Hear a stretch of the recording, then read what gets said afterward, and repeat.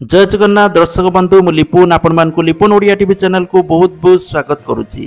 आज गोटे समस्त बहुत बड़ खुशी खबर रही सुभद्रा योजना को लेकिन तो जो मानकर सुभद्रा योजन ना कटि जाइए से पुणी थे मिल सुभद्रा टंका जो मानक सुभद्रा टंका वर्तमान सुधा मिली ना प्रथम किस्ती पाई द्वितीय किस्ती तृतीय किस्ती पाई ना कि भी किस्ती पाई ना से मिल सुभद्रा टंका किंतु किपरि सुभद्रा टंका पाइबे चलतु जानिबा। ता पूर्व चैनल को सब्सक्राइब करी पाखर ऑल बेल आइकन को दबाई दिंतु कारण जहाँ भी लेटेस्ट इनफॉरमेशन रही आपण मैंने सर्वप्रथमे पाइपारे। तो देखो सुभद्रा अभियोग समाधान मॉड्यूल शुभारंभ होइछि।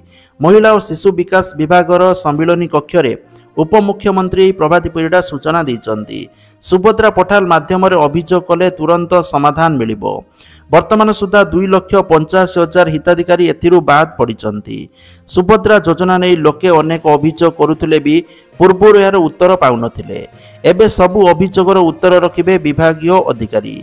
सुभद्रा पोर्टाल ऑनलाइन माध्यम किंबा सरकारी स्तर में ऑफलाइन माध्यम आसीथिबा अभियोग गुड़िक प्रथम पर्यायर ब्लॉक स्तरीय कमिटी किंबा नगर उन्नयन कमिटी पाखरे दाखल कराजिबो। परे जिला स्तर को जांच पाई जिवो। जिला कमिटी हिताधिकारी को नहीं निष्पत्ति नेबो बोली सूचना रुची। तो जहाँ भी स्टाटस बा तथ्य आसीबो पोर्टाल रे उपलब्ध रहिबो। सुभद्रा योजनार हिताधिकारी कहीं बाद पड़े कारण कौन आगु से कौन कले सामिल हो पारे ए सबु प्रश्नर उत्तर पाइपर। तेणु जो मैंने आज पर्यंत पैसा पाई ना से सुभद्रा वेबसाइट रे जाइए अभियोग करने परामर्श दि जाउछि।